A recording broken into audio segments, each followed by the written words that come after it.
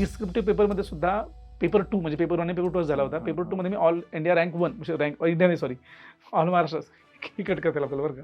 It's good. So have you done that, like तू कुठला random book घेऊन असंच स्टडी केलंय? त्यांचं काय ते हेच बघतात पहिले. अरे सगळे लोक तर बाहेरच बसलेत. मेडिकल आधी झालं आमचं आणि नागपूरला माझं, कारण मी I belong to Buldhana district of Maharashtra. Shining मारणारे पोरं खूप आहेत. युट्यूबवरती जे इंटरव्ह्यूज दाखवतात, are they like real based और it is just skit drama type बनवतात? Should anyone refer that? नमस्कार, वी टिप्समध्ये तुमचं स्वागत आहे, where we interview people who deserve to be known. आज माझ्यासोबत आहे MPSC क्लास 1 ऑफिसर वैभव लावाले. वैभव, तू सांग तुझ्याबद्दल की तू कोणती एक्झाम क्रॅक केला आहे आणि तुझा प्रवास कसा होता त्याबाबत? Thank you so much for having me here. म्हणजे इकडे बोलवल्याबद्दल थँक्यू सगळ्यात आधी. आणि एक जस्ट करेक्शन करतो आधी मी काही सुरू सांगण्यापूर्वी की क्लास 1 ऑफिसर म्हटलास, I got selected for class 2 officer. Okay. That is again gazetted officer post. It's inspector of legal metrology आणि मराठीत बोलायचं झालं तर निरीक्षक वैधमापन असं ते पद आहे. आणि MPSC अंतर्गत याची परीक्षा झाली होती. आणि म्हणजे नेहमीसारखंच आपलं पूर्वपरीक्षा, मुख्य परीक्षा आणि मुलाखत ह्या 3 टप्प्यात ती परीक्षा झाली होती. आणि ह्या पदाबद्दल सांगायचं झालं तर हे पद महाराष्ट्र राज्याच्या अन्न, नागरी पुरवठा आणि ग्राहक संरक्षण मंत्रालयामध्ये हे पद येतं. तर हे पद असं यापूर्वी 1993-97 या काळात भरलं गेलं होतं. त्यानंतर 30 किंवा 25 वर्षानंतर हे पद पुन्हा एकदा या सेवांमध्ये आलंय आणि ते क्रॅक करून महाराष्ट्रात 14वा रँक आलाय माझा. So that is an achievement to me, I feel. Vaibhav, मला सांग की प्रोफेशनली ज्या पोझिशनसाठी तुझं सिलेक्शन झाले, प्रोफेशनली किंवा ऍक्च्युअल वर्क काय आहे या पोझिशनला? आता मेट्रोलॉजी म्हणजे इन्स्पेक्टर ऑफ लिगल मेट्रोलॉजी असं नाव येते, निरीक्षक वैधमापन.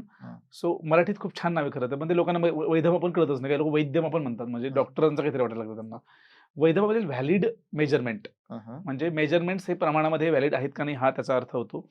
आणि हे चेक करण्यासाठी एक अधिकारी असतो. रादर म्हणजे कन्झ्युमर प्रोटेक्शन ज्याला म्हणतो, ग्राहक संरक्षणाच्या संबंधाने हा मुद्दा येतो. म्हणजे ह्याच्यात मी म्हणजे 3 फील्ड पर्टिक्युलरली नेहमी मेन्शन करत असतो काय काय येतं त्याच्यामध्ये. तर तुम्ही जिथे जाऊन मोजून वस्तू घेता दुकानांमध्ये, त्या सगळ्या मोजलेल्या वस्तू तुमच्या त्यामध्ये येणं अपेक्षित आहे. आणि त्याच्यामध्ये 2 गोष्टी आहेत मग, एक पॅक्ड आणि अनपॅक्ड. अनपॅक्ड म्हणजे तुम्ही ज्या गोष्टी डायरेक्ट वेइंग मशीनवर ठेवून घेताय ती, म्हणजे वेइंग मशीनमध्ये फॉल्ट असू शकतो, ती चेक करण्याचा मुद्दा असतो. आणि पॅकिंग, ज्या ज्याला पॅकेज्ड कमोडिटी म्हणतो आपण, त्याचा एक 2009चा काही कायदा आहे, सो लिगल मेट्रोलॉजी ॲक्ट 2009, त्या अंतर्गत महाराष्ट्राचे रूल्स आहेत 2011चे. तर त्यामध्ये आपण चेक करतो की त्याच्यावर ज्या गोष्टी आपण मेन्शन करतो ना, ह्या 7 ते 9 गोष्टी यामध्ये साधारण मेन्शन असतात की MRP किती आहे, म्हणजे कॉस्टिंग त्याच्यावरती तर करत नाहीत ना, अशा अर्थाने MRP किती आहे, कंपनी कुठली आहे, ओरिजिन आहे का बाहेरचा, असेल तर ओरिजिन. स्टँडर्डायझेशन ज्याला म्हणतो आपण, that is the exact word actually. Standardization is important. So ते वेमध्ये केलेलं आहे का नाही, ते एक्सपायरी असेल, एक्सपायरी डेट, हे सगळं. आणि म्हणजे हे 2 मुद्दे आता बोललो ते. आणि दुसरा मुद्दा बोललो तो की पेट्रोल पंप्स, जिथे म्हणजे जर एका थेंबात जरी तुम्ही घोळ केला समजा पेट्रोल पंपवाल्यांनी, तर तो किती मार्जिनपर्यंत त्या ठिकाणी लोकांना फसू शकतो. किती लोक, कारण डेली येणाऱ्या एक थेंबा जर हिशोब केला आपण, सो तो किती होऊ शकतो इथपर्यंत. सो ते आहे याच्यामध्ये. नंतर आहेत म्हणजे इन अ वे इसको म्हणजे या पदाला आपण असं म्हणू शकतो की लॉ एन्फोर्समेंट हा शब्द आहे त्याला. म्हणजे जसे 2 प्रकारचे पद आपल्याला सापडतात विकास प्रशासनामध्ये, म्हणजे ज्याच्यामध्ये लोकांकडून कामं करून घ्यायचे असतात तुम्हाला, उपजिल्हाधिकारी किंवा तहसीलदार या अशा अर्थाने. आणि ह्या पदाच्या केसमध्ये तुम्हाला लॉ इम्प्लिमेंट करून घ्यायचा असतो की तुम्ही लॉ योग्य प्रकारे फॉलो करताय का नाही अशा अर्थाने. सो मला असं वाटतं की ह्या 2 मुद्द्यांच्या आधारे आपण अंदाज करू शकतो की वजनमापनचा किती मुद्दा महत्त्वाचा आहे. जसं की ISO जे आहे, आपण ISO स्टँडर्ड्स आपण जे म्हणतो, किंवा आंतरराष्ट्रीय लेव्हलला काही मानकं स्थापित झालेले आहेत, किलोग्रामचे, लेन्थचे, मीटर्सचे, हे सगळे. तर ते सुद्धा तुम्ही ग्राउंड लेव्हलला इथे भारताच्या लेव्हलला सुद्धा ते स्टँडर्डाइज वेमध्ये फॉलो केले गेले पाहिजे, यासाठी हा अधिकारी काम करत असतो. प्रत्येक तालुक्याच्या ठिकाणी असतो. म्हणजे माझं पोस्टिंग 1 तालुका, 2 तालुका किंवा 5-6 तालुके सुद्धा असू शकतात त्या केसमध्ये. म्हणजे कशाप्रकारे या विभागावर लोड मी एंट्री केल्यानंतर असेल, हे असेल, ह्याची ट्रेनिंग होते झारखंड रांची या ठिकाणी, Indian institute of legal metrology Jharkhand Ranchi या ठिकाणी 4 महिन्याची ट्रेनिंग असते. त्यानंतर मला एक्झॅक्ट लोकेशन मिळते कुठे माझं पोस्टिंग होईल ते. आणि ज्यावेळेला प्रत्यक्ष पोस्टिंग होईल त्यानंतर मी तालुका हँडल करेल आणि काही वर्षानंतर माझं डेप्युटी कंट्रोल या पदावर म्हणजे जिथे जिल्हा कंट्रोल होईल अशा ठिकाणी कंट्रोल हा शब्द काय त्याला नावच कंट्रोल आहे. Deputy controller of the metrology असं नाव आहे त्यांचं. त्यानंतर वरती जॉईंट कंट्रोल जो विभाग कंट्रोल करतो 5-6 जिल्ह्यांचा मिळून असतो अशा अर्थाने. जसं की महाराष्ट्रामध्ये 6 प्रशासकीय विभाग आहेत. त्यामध्ये 6 जॉईंट कंट्रोल असते आणि मुंबईसाठी वेगळा असतो 7 आणि सगळ्यात वरती असतात controller who is an IPS officer. Police प्रशासनाचा एक व्यक्ती त्यामध्ये प्रमुख असतो. So okay. That's how the hierarchy works. ठीक आहे. येस. तर वैभव, तुझ्या प्रवासाची सुरुवात कशी आणि कधी झाली? म्हणजे खरं बोलायचं झालं तर मी असं म्हणेल की कोविडमध्ये लोकांचा प्रवास थांबला होता बऱ्यापैकी. सगळ्यांना माहिती आहे की लोकं घरात होते.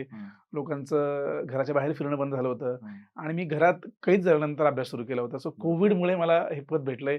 So credit goes to Covid. म्हणजे थोडं हे वेगळं वाटेल ऐकायला, पण कोविडमध्ये मी खूप वाचायला सुरुवात केली आणि दॅट्स हाऊ मला इंटरेस्ट आला की आपण MPSCमध्ये जी लहानपणाची आवड आहे नर्चर करू शकतो. कारण मी इंजिनिअरिंग केलं होतं, M.Tech केलं होतं आणि त्यानंतर इकडे आलो. सो सुरुवातीचा मुद्दा तिकडनं झाला आणि मग 21, 22, 23 दोन्ही 3 वर्षांमध्ये मी MPSCच्या परीक्षांमध्ये उत्तीर्ण होत राहिलो आणि 23ला येता इंटरेस्टिंगली मी 2 इंटरव्ह्यू दिले MPSC आयोगाचे आणि one of them I am telling you की ज्याच्यामध्ये मला आता 14वा रँक होऊन मी इन्स्पेक्टर लीगल मेट्रोलॉजी ज्याची जॉईनिंग आता लवकरच येईल माझी आणि याच्यापूर्वी जी 2 इंटरव्ह्यू बोललो त्यातल्या दुसऱ्या एका पदाचा अजून रिझल्ट यायचा बाकी आहे. So let's see what all are coming. Okay. तर वैभव, मला सांग की तू इंजिनिअरिंग करत होतास. इंजिनिअरिंग केली आहे तू. राइट. तर what was the reason that you switched from engineering to MPSC? हा स्विच कसा झाला? स्विच असा होता की खरं तर ह्या सगळ्या प्रवासामध्ये मी यावं अशी माझ्या वडिलांची इच्छा होती मेन. पण मी त्याला कधी असं फार मनावर नव्हतं घेत. मला मेकॅनिकल इंजिनिअरिंग करायचं होतं, मी केलं. त्यानंतर मी M.Tech मास्टर्स म्हणजे गेट एक्झाम दिली मी. मला मार्क्स आले आणि त्याच्यावर मी सावित्रीबाई फुले पुणे विद्यापीठ जे आपलं त्याला पुणे विद्यापीठ म्हणतो आपण.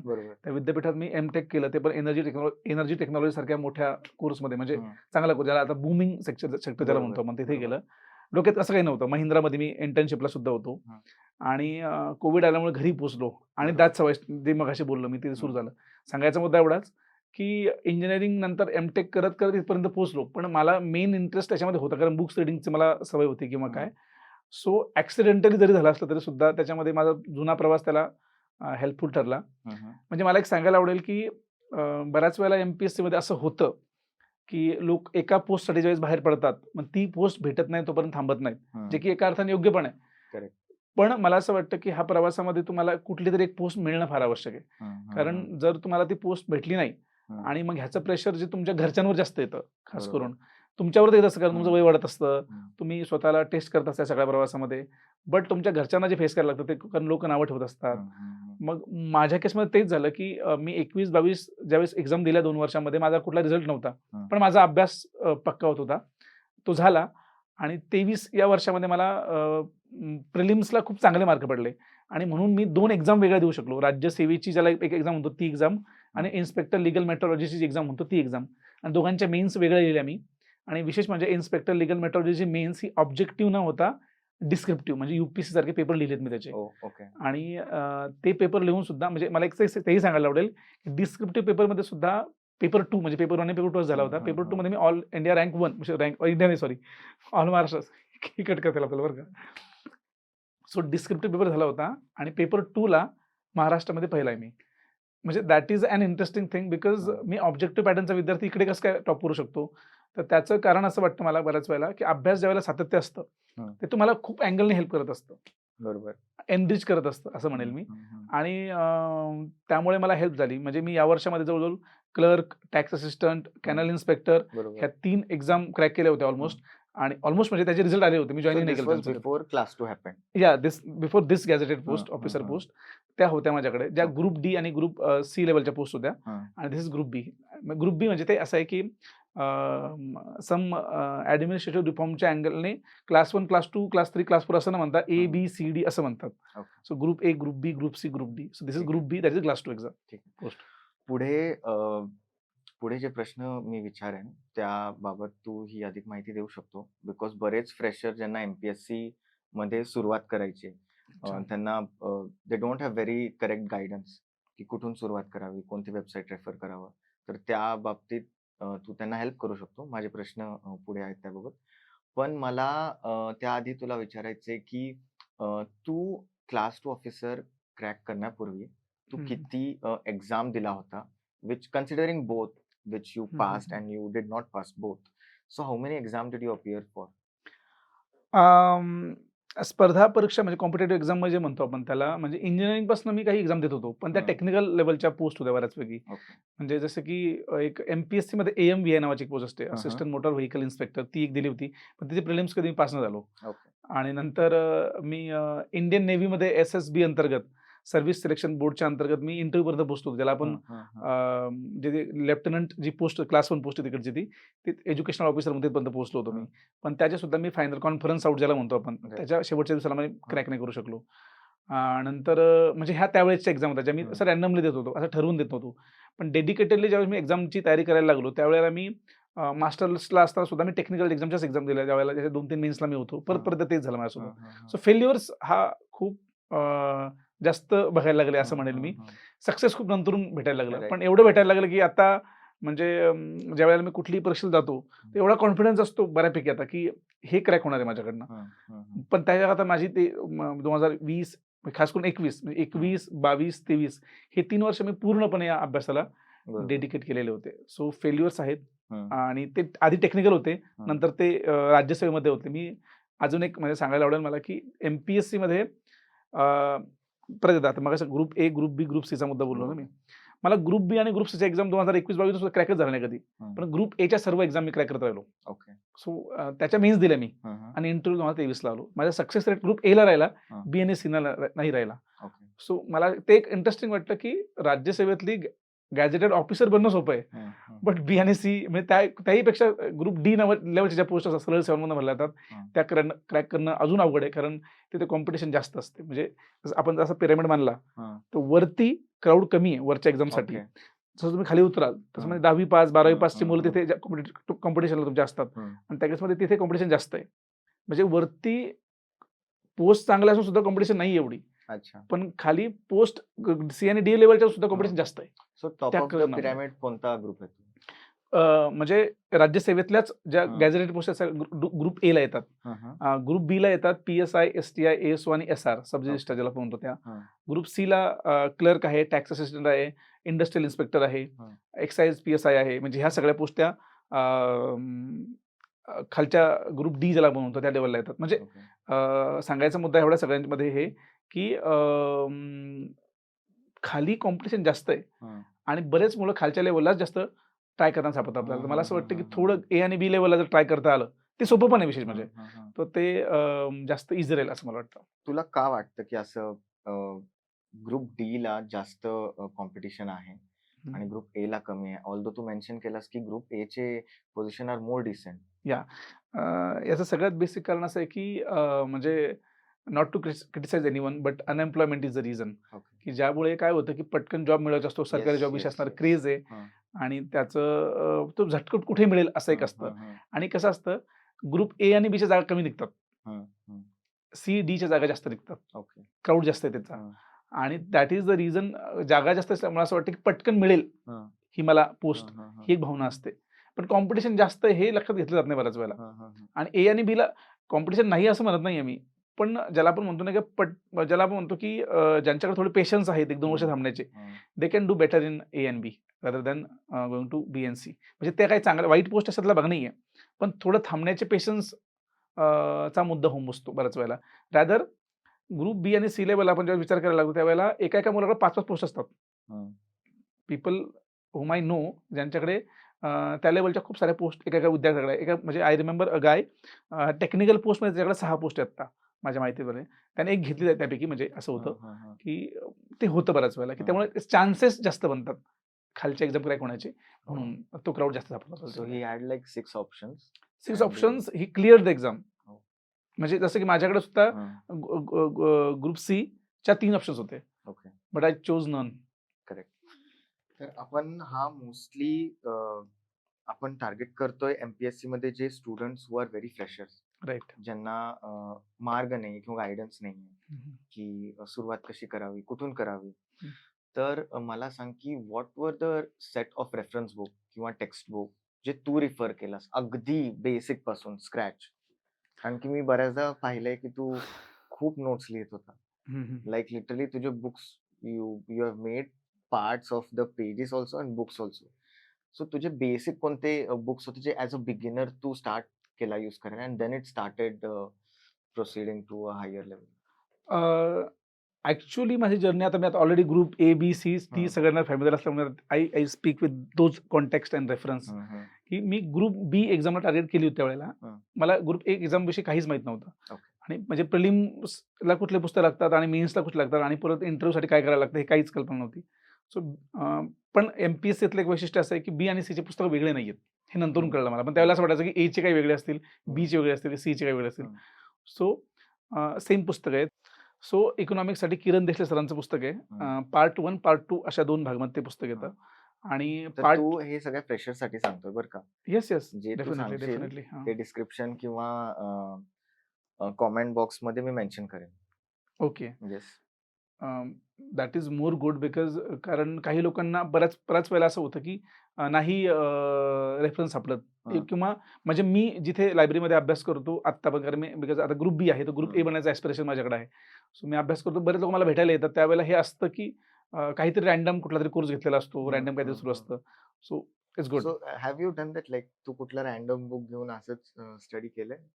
ज्या वेळेला माहित नव्हतं असं काही त्यावेळेला कुणी गायडन्स करायला नव्हतं. म्हणजे आता किती लोक म्हणजे मी जिथे राहतो सदाशिव पेठेमध्ये किंवा नवी पेठेमध्ये त्या एरियामध्ये आता अधिकारी लोक असे बऱ्यापैकी भेटतात आपल्या लोकांना. पण ज्यावेळेला मी कोविड काळात अभ्यास सुरू केला त्यावेळेला माझ्या आजूबाजूला कोणीच नव्हतं ना गावाकडे. आणि त्यामुळे मला ते कोणी सांगायचा मुद्दाच नव्हता. YouTubeवरून किंवा YouTubeवर लोक एवढे नव्हते. कोविडमुळे लोक क्लासेस ऑनलाईन जास्त आलेत किंवा काय. सो मी सांगत होतो इकॉनॉमिक्ससाठी किरण देशे सरांचं पुस्तक आहे पार्ट 1 पार्ट 2 मध्ये. बी-सी साठी पार्ट ए जास्त महत्वाचा आहे आणि ए साठी पार्ट 2 सुद्धा महत्वाचा आहे म्हणजे अलॉंग विथ पार्ट 1. नंतर रंजन कोळंबे सरांचंही पुस्तक आहे खरं. म्हणजे सुरुवातीला ते वापरलं मी पण नंतर आय स्विच टू दिस किरण देशे सर. नंतर आहे हिस्ट्रीसाठी तर ॲक्च्युली खूप सारे सोर्सेस आहे. 11वीचं एक नवीन पुस्तक आलंय आता. सो ते आता 11वीचं इतिहासाचं पुस्तक जे आहे स्टेट बोर्डाचं ते राज्यसेवेसाठी महत्वाचं आहे. आणि 11वीचं जुनं जे पुस्तक आहे ते ग्रुप बी साठी महत्वाचं आहे. म्हणजे ग्रुप ए साठी नवीन पुस्तक ग्रुप बी साठी जुनं पुस्तक 11वी हिस्ट्रीचं पुस्तक म्हणजे असं इंटरेस्टिंग आहे. नंतर म्हणजे ते झालं एन्शियंट हिस्ट्रीसाठी. नंतर मॉडर्नसाठी मग आता मार्केटमध्ये खूप सारे पुस्तक आहे म्हणजे त्याच्यात त्याला वानवा नाहीच आहे त्यामुळे ते समाज सुधारकांचं कुठलं तरी एक पुस्तक घेतलं पाहिजे. वैभव मला सांग की तुझा शेड्यूल कसा असायचा दिवसाची सुरुवात आणि तुझा दिवस कसं संपायचा? किती तास तू देत होता? बिकॉज बऱ्याचदा तो खूप हाईप आहे की एमपीएससी यूपीएससी चे students they study for about 16-17 hours. Is it like really true? No like so ते like do that they is sleep or no? That is not even practical actually. म्हणजे Okay. असं हे 16-17 तास बोलणारे लोक कोण आहेत खरं संशोधन करून बघितलं पाहिजेत. आता So practical you did not study for obviously not. म्हणजे मला असं वाटतं की ते प्रॅक्टिकलीच पॉसिबल नाहीये. म्हणजे मी सांगतो की 6 तास तर झोपेतच गेले आपले. ठीक आहे 18 तास ते बाकी काय 1 तासाभर तुम्ही जेवण वगैरे सगळं करताय का? सो म्हणजे ते चुकीचं आहे सांगणं असं नवीन लोकांना सुद्धा घाबरायला होतं. म्हणजे माझं शेड्यूल सांगायचं झालं तर मी माझं सांगतो बाकी लोक मग ते त्यांना लावत बसतील किंवा बिकॉज मी परत एकदा सांगतो की एमपीएससी चे जे फ्रेशर आहेत वैभव तू त्यांच्यासाठी म्हणजे गायडन्स आहे एक प्रकारचा. तर तू त्यांच्या हिशोबाने त्यांना हेल्प करशील असा शेड्यूल सांग. मी माझं सांगू का मी आयडिया येस सांगू? Yes no no you tell your हां. The students. मला असं वाटतं की मी माझं सांगितलं जास्त बरं. सो आत्ता तर मी खूप लवकर उठतोय अगदी because there are so many reason की थोडं हेल्थकडे लक्ष देणं नाही झालं माझं. ज्यावेळेला मी करायचं त्यावेळेला साधारणपणे 6ला म्हणजे 7ला शार्पला लायब्ररीत बसायचं नियोजन असायचं माझं. सो 6ला उठून मग माझं सगळं मॉर्निंग रुटीन फॉलो करून मी 7ला शार्प अभ्यास सुरू करायचो त्याही वेळेला. थंडी असो नसो म्हणजे तो मला मॅटर करत नव्हतं. 7ला सुरू केल्यानंतर 7 ते साधारण 10 पर्यंत पहिला स्लॉट असायचा. 10ला एक ब्रेक घेतोय किंवा काय. म्हणजे माझं काय 7ला मी ना चहा प्यायचो फक्त नाश्ता करत होतो कारण नाश्ता सकाळी केला तर झोप यायची. नाश्ता करतच नव्हतो. मग 10ला थोडं काहीतरी लाईट खाल्ल्यानंतर परत मग झोपच यायची. झोपेचा फार मोठा इश्यू होता. सो दुपारी सुद्धा थोडंसं हलकं नाश्ता केल्यानंतर 2 परत 12 1 2 पर्यंत ते जायचं. आणि माझं असं होतं की मी काही ठरवून उठत नव्हतो. म्हणजे ज्यावेळेला मला असं वाटेल की आता ठीक आहे सॅच्युरेशन आले किंवा काय. सो मी त्यावेळेला उठायचो.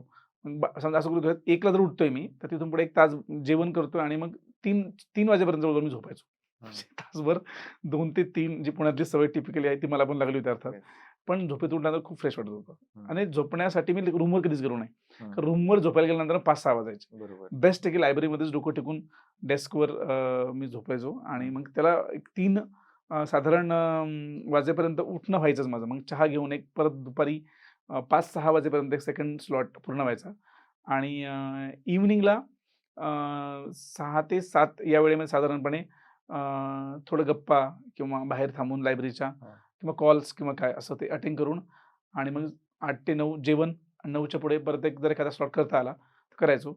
म्हणजे बऱ्याच वेळेला तो व्हायचाच. कारण मी ग्रुप डिस्कशन जास्त करायचो. म्हणजे ज्यावेळेला कोविडमध्ये घरी होतो त्यावेळेला मी एकट्याने खूप अभ्यास केला होता. म्हणजे नोट्स बनवणे किंवा काय बारीक-बारीक याच्यावरून मी नोट्स लिहिलेल्या आहेत. म्हणजे I was famous for that particular thing. लायब्ररीमधला मी असा एक विद्यार्थी राहिलो, की आमच्या लायब्ररीत काय व्हायचं, की जे ॲड करणारे लोकं यायची क्लासेसची किंवा काय. एका बाजूला नोट्स हे असायचं त्यांचं काय त्यांची ॲड असायची. मागची बाजू ब्लँक असायची. राइट. सो मी ते सगळे जमा करायचो हां. त्या लायब्ररीमधले. हां. आणि असं नव्हतं, की मी घेऊ शकत नव्हतो. रफ पेज त्याच्यावर नोट्स लिहायचं. पण ते आवडायचं मला. छान ते पेजची क्वालिटी बरी असायची. हां. सो मी ते घेऊन त्याच्या मागच्या बाजूला नोट्स लिहायचो. माझ्या नोट्स बऱ्यापैकी तशाच बनलेल्या होत्या, की मी हँड रिटन नोट ज्या करायचो त्याला मागच्या बाजूला लिहायचो आणि मग मी हे चालता-बोलता रिवाईज करणे किंवा काही करायचो. हे मी खूप जास्त केलं. आणि संध्याकाळच्या वेळेला एक स्लॉट कंपल्सरी ग्रुप डिस्कशन असायचा माझा. त्याच्यामध्ये मग आणि आता पर्टिक्युलरली ज्यावेळेला सगळा अभ्यास झालेला आहे त्यावेळेला मी ग्रुप डिस्कशन करतो. हां. माझा तोही सल्ला राहील त्या केसमध्ये म्हणजे जर कोणी फॉलो करणार असेल तर ग्रुप डिस्कशन कोणी करावं. ज्याचं सगळं झालंय त्याने करावं. ओके. नवीन माणसाने भानगडीत पडू नये. हं. कारण त्याला काहीच माहीत नसतं. हं. समोर 3-4 लोकं खूप एक्सपर्ट तुमच्यासमोर बसलेले असतात आणि ते कंटिन्युअसली बोलत असतात कशाबद्दल? त्यांच्या अभ्यासाबद्दल किंवा त्यांच्या आता उदाहरणार्थ पॉलिटीसारखा विषय म्हणजे ज्याच्यामध्ये भारतीय संविधानाविषयी चर्चा आहे आणि मग बाकी लोकांना संविधानाचं पाठ असतं आणि तुमच्यासमोर एक असा नवीन मुलगा बसलेला असतो ज्याला मग प्रश्न पडतो, "अरे, आर्टिकल 20, 19, 14, 15 काय चाललंय सगळं हे?" म्हणजे ज्यावेळेला समोरचा माणूस खूपच अननोन आहे या सगळ्यामध्ये, त्याची धांदल उडायला लागते. मग आणि बऱ्याच वेळेला जे फ्रेशर्स जे सारखं-सारखं तुझ्या बोलण्यात येतं, की त्यांचं काय, त्यांचं काय, ते हेच बघतात पहिले. अरे, सगळे लोकं तर बाहेरच बसलेत डिस्कशन करत किंवा काय टेबलवर कुठेतरी मंदिरामध्ये एखाद्या, कारण तिथे बरेच पेठेमध्ये मंदिर आहेत. सो बसलेले असतात किंवा काय. So that is not the essence. ते नाहीये. मेन तुमचा अभ्यास आहे. तो झाल्यानंतर आता काय करायचा हा प्रश्न पडल्यानंतर मग तुम्ही ग्रुप डिस्कशन करू शकता, जे की मी रात्री करायचो. आणि रात्री मग साधारण 11ला 12ला रात्री रूमवर गप्पा मारत झोप असं. That is the routine I used to follow. So this was not very intense जसं बोलतात. Exactly. This was very chill. मला असं वाटतं, की ते हाईप केलंय. कुणी केलंय माहीत नाही. येस, बिकॉज हे लोकं शोधले मला पाहिजे. आठवतं की मी तुला भेटायला येत होतो ज्यावेळेस you have given me enough time 1-2 तास तू राहायचा आणि मी परत येत होतो. तर असं काही मला तरी नाही जाणवलं की you give a lot of time. पण मी तुला भेटायला सुद्धा लायब्ररीतच येत होतो वैभव. करेक्ट? मला एक त्यात बोलायला आवडेल, की हेच आहे, की तुम्ही लायब्ररी एरियामध्ये सोडू नका. तो एरिया सोडू नका. टाईमपास करण्यासाठी ते सोडून कुठेतरी वेगळ्या ठिकाणी तुम्ही जायला सुरुवात करताना म्हणजे अगदीच म्हणजे तो एरिया लायब्ररीचा एरिया सोडताय आणि डायरेक्ट 20-30 किलोमीटर बाहेर जाताय किंवा अगदी 2-2 दिवस तुम्ही म्हणजे त्याला ब्रेक ज्याला म्हणतो आपण ते घेताय. तर ते एक्सपेक्टेड नाही. त्यामुळे काय होतं, एक टेम्पो ब्रेकच होतो आणि तिकडनं परत आल्यानंतर तो परत कंटिन्यू करायला सुद्धा वेळ लागतो. बेस्ट काय तिथल्या तिथे टाईमपास करायला काय करायचं असते. म्हणजे उदाहरणार्थ तुम्ही रुटीन ज्यावेळेस ब्रेक होतं, जसं की आता समजा तुम्हाला भेटायला यायचंस त्यावेळेला काय व्हायचं, की कॉल करायचाच ना, प्री प्लॅन सगळ्या गोष्टी असायच्यात. माहिती आहे की येणार आहे. मग तेवढा टाईम तुम्हाला ॲडजस्ट करता आला पाहिजे. म्हणजे आठवड्यामध्ये एक तेवढा स्पेस तुम्ही स्वतःच मेंटेन केला पाहिजे, जेणेकरून माहिती आहे की थोडं गडबड होऊ शकते प्लॅनिंगमध्ये आपल्या अभ्यासाच्या, तर ती कुठेतरी अकाउंटमेंट झाली पाहिजे. बऱ्याच वेळेला काय होतं, की अख्खा खचाखच भरलेला ज्यावेळेस तुमचं शेड्यूल असतं, मग ह्याला स्पेसच मिळत नाही. मी कंपल्सरी संडेच्या केसमध्ये असं व्हायचं, की टेस्ट द्यायचोच कंपल्सरी आणि टेस्ट दिल्यानंतर मग त्याचं एक्सप्लेनेशन म्हणजे काय चुकलं, काय बरोबर हे सगळं अॅनालिसिस व्हायचं माझं. संध्याकाळी तसे मेस बंद असायची. मग संध्याकाळी जेवणाचा उपक्रम बाहेर असायचाच. मग संध्याकाळचा वेळ स्वतःसाठी, पूर्ण वेळ. स्वतःसाठी म्हणजे काय तेच परत मित्रांसोबत भेटताय किंवा फिरून येताय. अभ्यास करत नाही पण कंपल्सरी. संडे इव्हनिंग्स, संडे मॉर्निंग पण नाही. ते व्हायचं. सो मला ते आवश्यक असं वाटतं. थोडक्यात की ओव्हर प्लॅनिंग ची गरज नाही. अजिबात गरज बट नाही. Planning is required. Planning is must. म्हणजे ते एक एम. विश्वेश्वरय्या नावाचे एक जे होऊन गेले आपल्या इथे इंजिनियर ज्यांच्या नावाने आपण इंजिनियर्स डे साजरा करतो. सो ते म्हणायचे की प्लॅन ऑर पेरिश. तुम्ही एकदा प्लॅन करा or you are going to destroy yourself anyway. Okay. ज्या वेबसाईट्स आहेत जिथे अपडेट्स येतात about the exam MPSC. Form, yes, for हां. MPSC, okay. About the exam forms or exam dates, exam results, hmm. अशा कोणत्या websites आहे किंवा हे मल्टिपल वेबसाईट्स आहेत, और is it just one single website जिथे सगळे डिटेल्स येतात? आता जे पर्टिक्युलरली मी यूज केलं ते सांगतो बरं का मी. हं. म्हणजे आता मी उगाचच 10-12 वेबसाईटचे नाव घेईल किंवा हं. काय. Telegram is the best channel I okay. Used. हं. जिथे सगळे स्वतः एम-पी-एस-सीचं सुद्धा ऑफिशियल अकाउंट टेलिग्रामवर अवेलेबल आहे. हं, हं, हं. आणि टेलिग्रामवर एम-पी-एस-सी सगळे ॲड स्वतःचे टाकते एक. ओके. त्या व्यतिरिक्त वेगवेगळ्या ज्या संस्था आहेत, म्हणजे हं. ज्या हेल्प करतात मुलांना स्कॉलरशिपसाठी किंवा काय, त्यांच्याही तिथे अपडेट्स असतात. आणि बऱ्याच वेळेला काय झालेलं आहे आता, की जसं YouTubeवर आपण ॲड्स बघतो किंवा अनेक ठिकाणी अशा ॲड्स बघतो आपण नाही का, तसं वेगवेगळे टेलिग्राम चॅनल लोकांनी डेव्हलप केलेत. ते ते ते एक एक दिवसभरात एखादी ॲड टाकतात. पण ॲड ती पैसे कमवायच्या हिशोबाने वेगळी असते. पण त्या व्यतिरिक्त ते जे त्यांचा कंटेंट जो असतो, ज्याच्यामध्ये जसं की ऑफिसर्स क्लब एक नावाचं चॅनल आहे, जिथे सगळ्या ऑफिसर लेव्हलच्या अपडेट सगळ्या तिथे येतात. असे प्रत्येक लोकांनी स्पेसिफिक चॅनल त्यांचे बनवले आहेत YouTube, सॉरी, टेलिग्रामवर ते. हं. एम-पी-एस-सीची ऑफिशियल वेबसाईट आहेच आहे. नंतर अगदीच तुम्हाला ह्याच्यापेक्षा काही वेगळं हवं असेल तर माझीनोकरी.com नावाचं एक चॅनल आहे, बरं. जिकडे येऊ शकतात. आणि मला असं वाटतं की जर अजून काही असतील तर मी I will forward it to you. Yes. You put it in the description thing. तर टेलिग्रामचे ग्रुप्स किंवा चॅनल जे तू मेन्शन करतोय, हं. These are official also, correct? Yes, MPSC have the official Telegram channel. ठीक आहे. Then Mahajyoti, Sarthi, they have official channel, which I can recall. And also आणि असं एक आहे, म्हणजे जसं की आता माझं सिलेक्शन झालंय ना, तर इन्स्पेक्टर लीगल मेट्रोलॉजिस्ट आम्ही आमचा सिलेक्टेड लोकांचा ग्रुप बनवलाय. We are 81 people selected in the list. आणि 81 लोकांचाच एक ग्रुप आहे आमचा फक्त. जिथे मग आम्ही लोकं जॉइनिंगच्या डेट्स कधी येणार आहे आमच्या, किंवा उदाहरणार्थ रिकमेंडेशन लेटर आलेत, कुणाला नाही आलं तर इश्यू होतो तिथे. We discuss it. म्हणजे बऱ्याच लोकांचे इश्यू सॉल्व्ह झाले, Right. केले आम्ही तिथे प्रत्यक्ष. हं. म्हणजे I was involve in many of the cases जिथे मी लोकांना प्रत्यक्ष कॉल करून काय इश्यू होतो प्लीज कळवा मला, मी ओके. सगळ्यांना प्रश्न विचारतो किंवा काय. So we do it. So Telegram channel केवळ दुसऱ्यांचे चॅनल नाही आहेत. You can also create your own group of people जिथे you can just ask questions and get the problem solved असं. ओके. तर टेलिग्रामचे ग्रुप आणि चॅनल जे असतील ते डिस्क्रिप्शनमध्ये मी मेन्शन करतो. आणि मला सांग की वेबसाईट बद्दल आपलं बोलणं झालं होतं. तर ठराविक 2-3 वेबसाईट जे स्टुडंट्सनी रिफर केलं पाहिजे for updates. Like Telegram is basic, जिकडे हं. ऑलरेडी लोक त्यांच्या Yes. ग्रो होण्यासाठी टाकतात. हं. एमपीएससीची ऑफिशियल वेबसाईट सांगितली मी, हां, ठीक जिथे आहे. 100% तुम्हाला त्यांचा ऑथेंटिक सोर्स किंवा काय, म्हणजे Correct. रिझल्ट्स असतील, हां. त्यांचे अनाउन्समेंट असतील किंवा काय हे. ह्या व्यतिरिक्त आता काय काय लागलंय, परत एकदा त्या सांगितलं, माझीनोकरी.comचा मुद्दा सांगितला मी, जिथे काय होतं की सगळ्या ऑल इंडिया लेव्हलच्या एक्झाम पण तिथे टाकत असतात. म्हणजे सरळ सेवांमधल्या परीक्षा. सरळ सेवा म्हणजे काय असतं, एक एक्झाम होते आणि सिलेक्शन होतं तुमचं. हं, हं, हं. दॅट इज सरळ सेवा. ओके. म्हणजे एमपीएससीला प्रोसेस आहे ना, प्रिलिम्स, मेन्स आणि जर असेल तर इंटरव्ह्यू. जसं की हं. या पदाला इंटरव्ह्यू होता. काही लोक पदांना इंटरव्ह्यू नसतो. पी-एस-आयला इंटरव्ह्यू असतो. हं, हं, म्हणजे आता हे परत एकदा काय होईल की आपण पी-एस-आय ह्या विषयावर इंडिपेंडंट बोलायला लागलो तर मग त्या पदाबद्दल बोललं पाहिजेत, असं आहे. सो तेवढं मी सांगेल आत्तापुरतं. सो इम्पॉर्टंट वेबसाईट आणि सब वेबसाईट जे असतील येस, तेही आपण मेन्शन करूयात डिस्क्रिप्शनमध्ये. डेफिनेटली.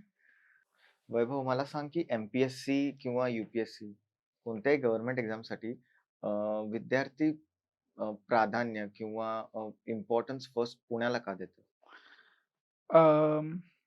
सगळ्यात बेसिक कारण आहे पुण्यामध्ये अवेलेबल असणारे क्लासेस, इथलं एन्व्हायरमेंट आणि इथे असणाऱ्या इकोसिस्टम हा शब्द वापरेल. म्हणजे एमपीएससीला जी आवश्यक आहे ती पुण्यामध्ये खूप छान डेव्हलप झाली मागच्या काही वर्षांमध्ये.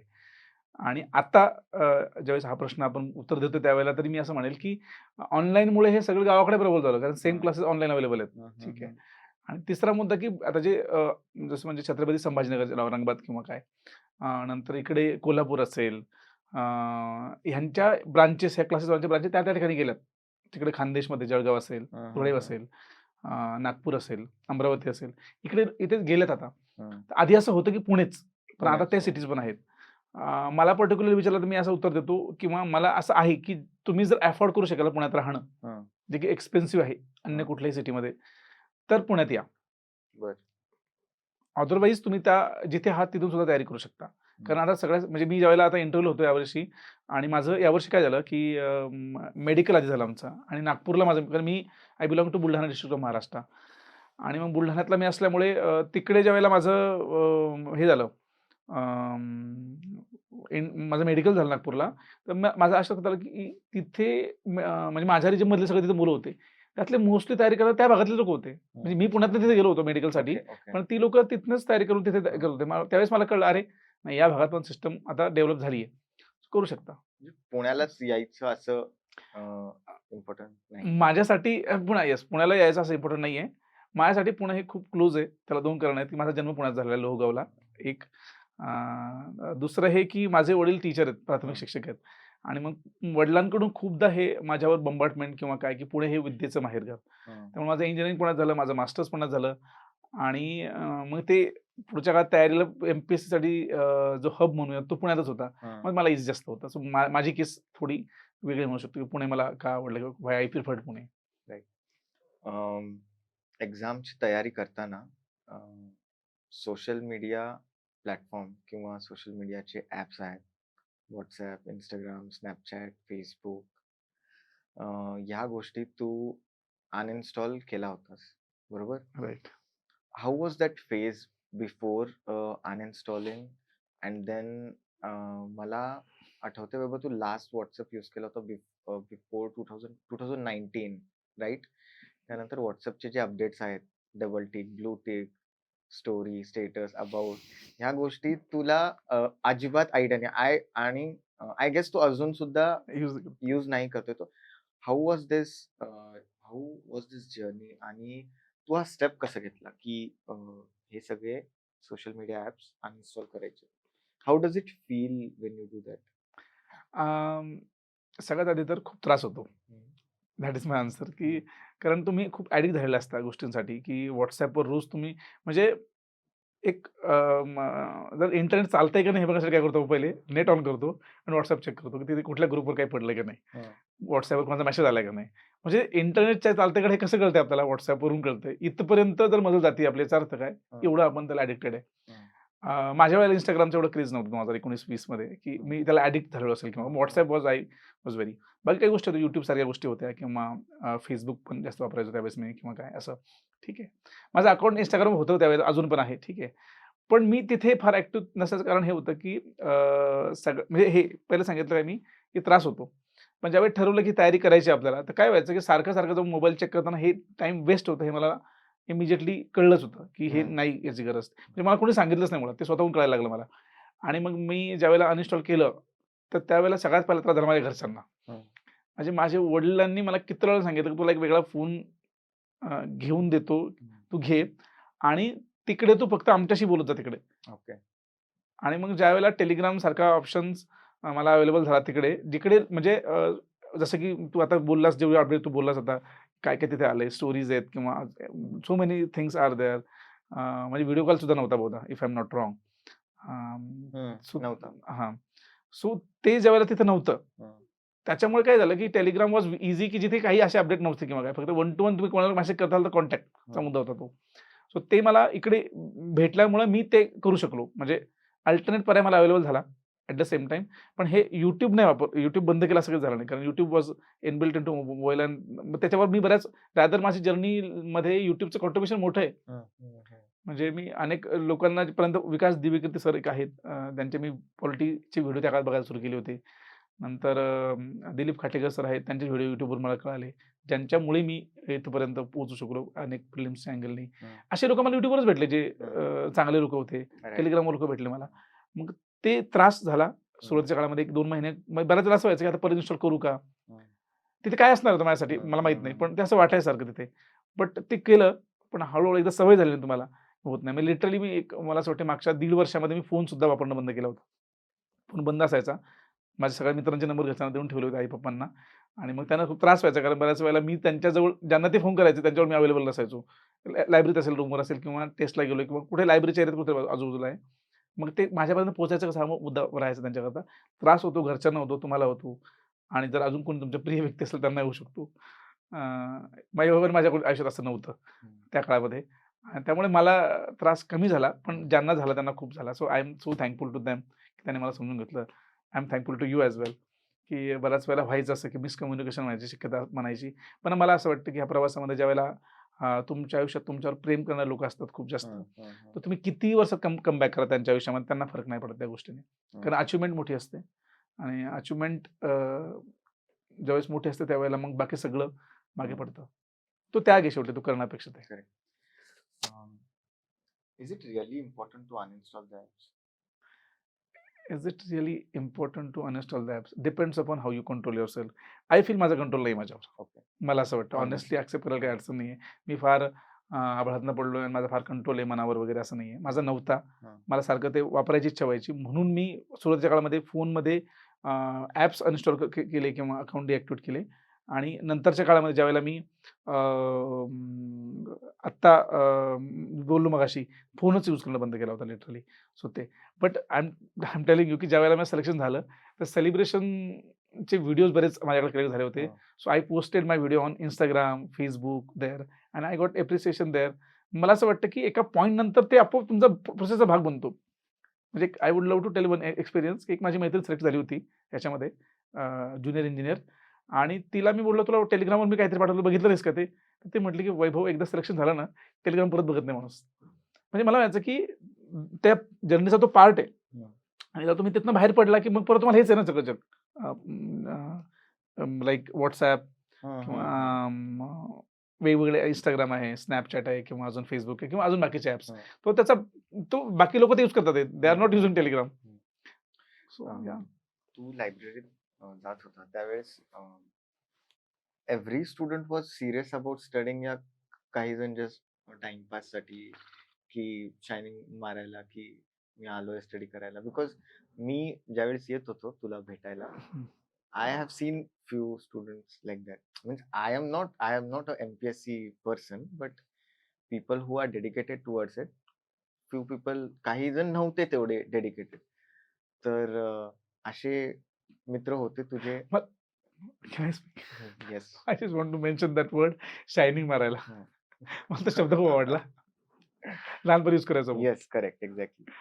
शायनिंग मारणारे पोरं खूप आहेत. हं. म्हणजे रॅदर सिलेक्शन झाल्यानंतरचे मारणारे ते एक वर्ग असतोच. हं. ठीक आहे. आणि म्हणजे कारण पोस्ट निघालेली असते, खूप साऱ्या रील्स बनवत असतात, त्याला बॅकग्राऊंडला म्युझिक टाकत असतात, हं. पोस्ट करत असतात, डेली त्यांचे सत्कार होत असतात किंवा काय. तर तो एक वर्ग आहेच आहे. पण सिलेक्शन पूर्वी देखील शायनिंग मारणार आहे की मी MPSC करतो म्हणून, कारण मी बनणार आहे किंवा काय अशा अर्थाने.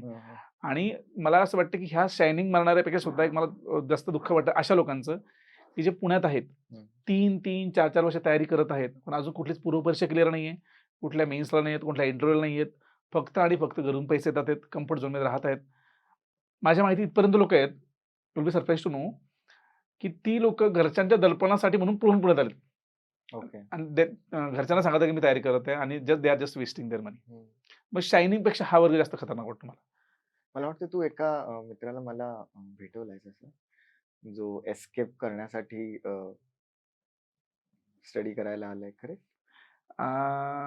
Like, I I'm know not taking the names, but exactly. yes. म्हणजे I know many of them, but it's certainly not good की हं. कोणाचं नाव घेऊन बोललं पाहिजे किंवा काय. बट येस, खूप मोठा एक वर्ग आहे जो तिथे सकाळी, म्हणजे जसं की मी मागास माझं रुटीन सांगितलं तसं सकाळी येऊन चहा नाश्ता करतो, हं. छान झोप काढतो, मग एखादा वाटला तर पेपर वाचतो आणि मग दुपार होईपर्यंत ऑलरेडी जेवणाची वेळ झालेली असते, छान जेवून येतो. संध्याकाळी वाटलं तर एखादं पुस्तक घेतो किंवा ऑनलाईन कोर्स असतो त्यांच्याकडे, तो बघतो. हळूच कोणाचा तरी मेसेज त्यांना आलेला असतो. संध्याकाळी मूव्हीचा प्लॅन बनतो. The day just pass away. म्हणजे असं होतं खूप वेळेला की अशी लोक माझ्या आजूबाजूला आहेत किंवा काय.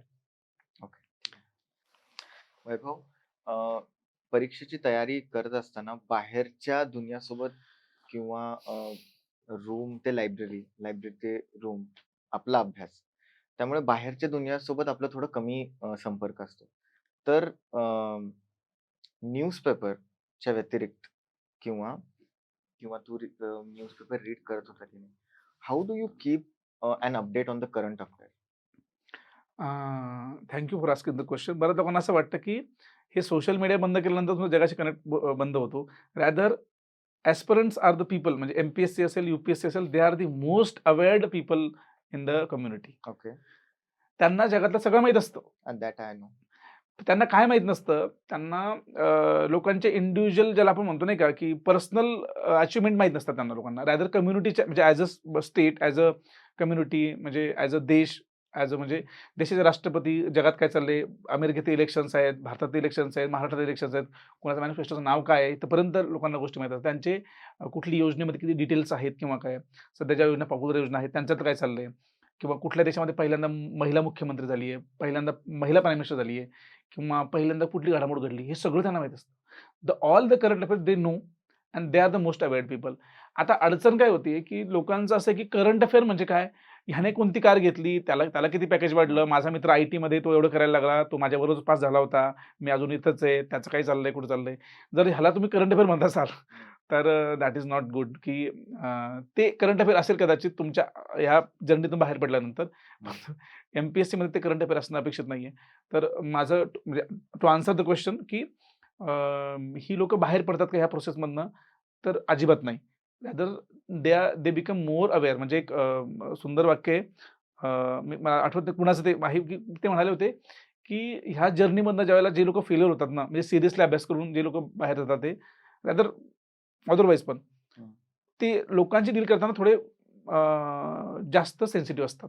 त्यांना गोष्टी ओके. माहिती आहेत. हं, हं. म्हटलं कुठल्या भागामध्ये कोणत्या समाजाचा पर्सेंटेज जास्त आहे, हं, हं. हे त्यांनी अभ्यासल्यामुळे त्यांना माहिती आहे, की ह्या समाजाला आपण सेन्सिटिव्ह काम करत असताना किंवा काय, खूप जास्त ते अवेअर राहून बोलत असतात किंवा काय.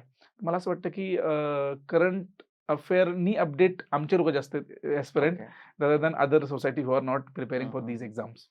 So you refer newspaper yes. and लोक other Telegram Loksatta. groups also? हां, टेलिग्राम मी परत सांगतो, मी टेलिग्राम खूप जास्त यूज करणाऱ्यांपैकी एक होतो. कारण तिथे डेली करंट अफेअर आमच्या एक्झामच्या दृष्टीने खूप जास्त लोकं टाकत असतात.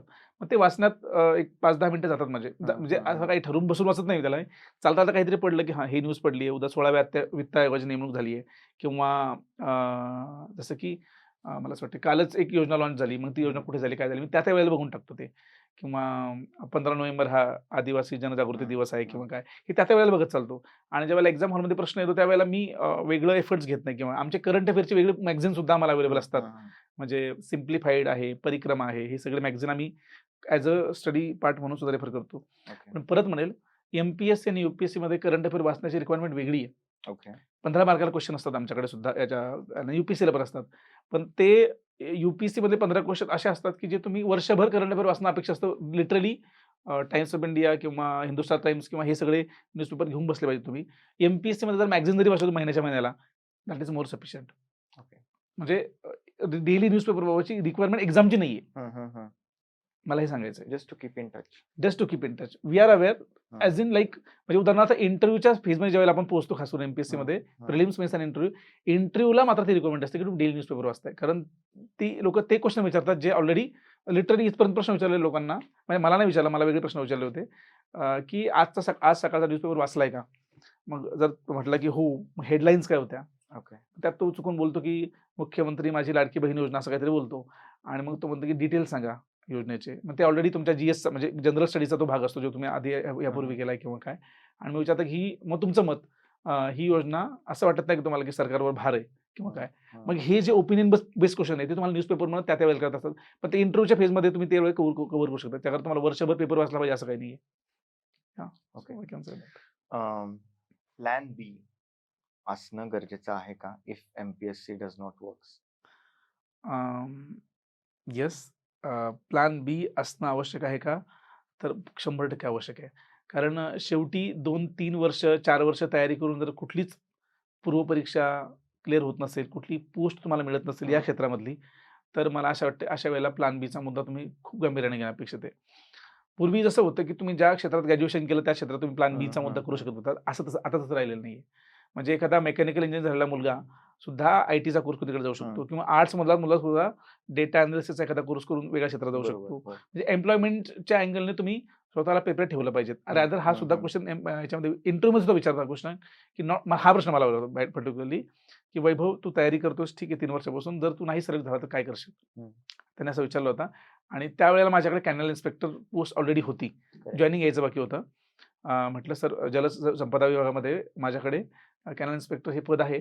त्याच्यामुळे मला प्लॅन बीचा मुद्दा ऑलरेडी रेडी आहे आणि जर नाही सिलेक्शन झालं तरी मला असं वाटत नाही माझं होईल.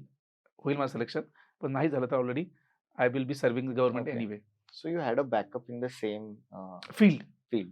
पण जर ते करेक्ट. नसेल तर तिथे सुद्धा आन्सर करताना स्मार्टली आन्सर करता आलं पाहिजे, की सर माझं ग्रॅज्युएशन इंजिनिअरिंग मास्टर झाल्यामुळे त्या क्षेत्रात सुद्धा हं. छान अपॉर्च्युनिटी अवेलेबल आहेत. I can go with the thing. म्हणजे अर्थात तुम्ही तसा अभ्यास केला पाहिजे. काय अपॉर्च्युनिटी हं. एक्झॅक्टली तिथे आहेत. हं, ठीक आहे. हं, हं. जसं की माझे सोबतच्या जे मित्र आहेत, वैभव मापारी आहे, अभय देशपांडे आहे. हे लोकं मग अभय देशपांडेची स्वतःची कंपनी आहे. या सेम एनर्जी सेक्टरमध्ये.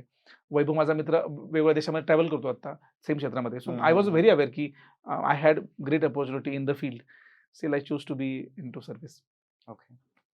How long is too long? जसं तू बोललास की 3 किंवा 4 वर्षानंतर सुद्धा जर एखादी पूर्व परीक्षा सुद्धा पास होणं कठीण आहे. त्या कॅन्डिडेटनी शुड ही कंटिन्यू और should he quit? What do you suggest? जसं की त्या प्लॅन बीला लिंक करून हा प्रश्न आहे, की त्याने अवेअर व्हावं, की हं. आता होत नाही आपल्याकडनं. म्हणजे युजुअली याच्यासाठी एकच क्रायटेरिया असतो. 3 वर्षानंतर येत नाही तर म्हणजे असे लोकं माझ्याकडे हं, येतात ना, हं, मी हं. त्यांच्याकडे एकच सांगतो, "आता टेस्ट सोडवा तुम्ही एक. टेस्ट सोडून माझ्याकडे या. मी मार्क्स चेक करू त्यांचे." आता युजुअली त्यांना विचारतो ड्रीम पोस्ट कुठली आहे? समजा हं. पी-एस-आय जर त्यांनी म्हटली, तर युजुअली 50च्या आसपास कट ऑफ लागतो. त्याला जर 3 वर्षानंतर अभ्यास करून जर त्याला मार्क येत असतील 30, हं, 20, हं, हं, 25 हं. तर त्या व्यक्तीने काय केलं पाहिजे? हे मी सांगायची गरज नाहीये. ठीक आहे. पण त्याला येत असेल मार्क 40, 41, 42, 43 याचा अर्थ काय? He is close to the hmm, hmm, hmm. Cut off thing. He can prepare more. Rather थोडा अभ्यास किंवा रिव्हिजनमध्ये काय चुका होतात हं, हं, हं. त्याला जर त्या रेक्टिफाय करता आल्या, म्हणजे राइट. त्या चुकांमधून त्याला काही सुधारता आल्या गोष्टी, ज्या की शक्य असतात बऱ्याच वेळेला, की म्हणजे काही ठिकाणी रिव्हिजनचा मुद्दा असतो. काही ठिकाणी थोडा अप्रोच त्याला म्हणतो आपण बदलण्याची आवश्यकता असते. अभ्यास करण्याची पद्धती बदलण्याची गरज असते. सो ती बदलता आली तर त्यांना ते क्रॅक करणं शक्य आहे. राइट. पण हे ज्या लोकांना मार्क येतच नाहीयेत, त्यांनी मात्र 100% क्विट करून ॲटलीस्ट प्लॅन बीवर वर्क करावं. कारण त्या लोकांचं बऱ्याच वेळेला असतं, की आमचं वय वाढत चाललं, वय वाढत चाललं. मग त्यांनी ते वय वाढण्याचा मुद्दा तत्काळ थांबवावा आणि प्लॅन बीवर पटकन जावं, जेणेकरून काय होईल, तुमच्या ओके. ग्रॅज्युएशन बेस तुम्ही जर हं. केलं तर मग yes, plan B is must. Quit करणं सुद्धा मस्ट आहे after a limit. Okay. Sixth sense किंवा जी गट फिलिंग असते, ते एका टाइम नंतर आपल्याला उत्तर भेटतो की तूने बहुत ट्राई कर लिया, इट्स नॉट हैपनिंग और अब like go back to your plan B या फिर छोड़ दे. राइट. It happens. अ, कारण की आपल्याला माहित असतं वैभव येस, की येस. मी पास होणार का नाही. That that feeling in your gut. म्हणजे याच संबंधाने मला एक थोडंसं बोलायला आवडेल, की एक मुद्दा आपण बोललो होतो, की you saw me studying for like few years and one time you came to meet me आणि तू स्वतः हे वाक्य मला बोललेलं आहेस, की I I guess we have video of that right? हा, yes yes. I will put it across for you. मी स्क्रीनवरती शेअर करेन. आय थिंक 2022 ची गोष्ट आहे ती. या. Also, whoever is preparing for his exam yet again. Not yet again. I am for means now. Yeah, he's for the mains. He had succeeded, and hopefully by the next year, I see him doing the Yeah. thing. I would be joining the Yes, yes. on the post. Let's manifest it now. Yeah. Next year, you shall be working on. The camera is off my face. आपण manifest केलं होतं की तू pass crack करशील MPSC exam. Right. And it was even before class 2 च्या आधी कोणती crack केलं होतं तू? This Colonel Inspector. Colonel inspector. Yeah. तर Group C. त्याच्या आधी आपण ते मॅनिफेस्ट केलं होतं की तू you are crack going to be करशील. An officer or something. Hmm. तर मला हे म्हणायचं की केवळ तुम्हालाच कळत नाही. सिक्स्थ सेन्स केवळ तुम्हालाच नसतो. तुमच्या आजूबाजूच्या लोकांना सुद्धा कळत असतं की this person is going to be somewhere. हा आता प्रोसेसचा 100% भाग असणार आहे. हा बनणार आहे, हा बनलाय. हम्म. हे तुमच्या आजूबाजूच्या लोकांना अवेअर व्हायला लागते का पॉईंट नंतर. तुमचे एफर्ट्स त्याला दिसायला लागतात. ठीक आहे. सो देअर इज म्हणजे म्हणजे हे तुम्हालाच असतं, तुमच्या आजूबाजूच्या लोकांना अवेअर होतं, हे एक मुद्दा. दुसरं म्हणजे एक की थोडं लॉ ऑफ अट्रॅक्शन बद्दल मला थोडंसं बोलायला Yes, आवडेल, yes. Because I am part of it, ज्याच्यामुळे मी आहे. आणि thanks to Khatekar sir, Dilip Khatekar sir. He runs and Step Up Academy. म्हणजे त्यांचा काही प्रमोशनचा मुद्दा म्हणून नाही, मी पण बोलतो honestly he help me with that process. आणि त्यांच्या त्या लॉ ऑफ अट्रॅक्शनमुळे मी स्वतःचे मार्क्स मॅनिफेस्ट करत गेलो प्रत्येक वेळेला. इवन यू कॉन्ट्रिब्युटेड टू दॅट, की तुला जे वाटतात ते बरोबर करत चल आणि एक आकडा लिहून ठेव. You told me. पण ते दॅट टू बिफोर खाटेकर सर, तर त्याआधी सांगितलेलं. पण नंतर मी त्याला खूप अवेअर होऊन करायला लागलो. करेक्ट. आणि I manifested my prelims marks, mains mark and now I am, की मी राज्यात पहिला असं मॅनिफेस्ट केलं होतं मेट्रोलॉजीमध्ये सुद्धा. राईट. आणि आय एम 14th 14वा रँक आहे माझा. आणि आय टोल्ड यू, म्हणजे मी म्हटलं मी रँक 1 का नाही आहे. So then I got to know की हा पेपर टूला मी रँक 1 आहे. Somewhere I am rank 1. So ते होतं, की तुम्ही त्या युनिव्हर्सला सांगत असता की व्हॉट आय वॉन्ट आणि positively affirmatively Yes, yes. Daily स्वतःला Yes. ते ट्रेनिंग करत असता. Correct.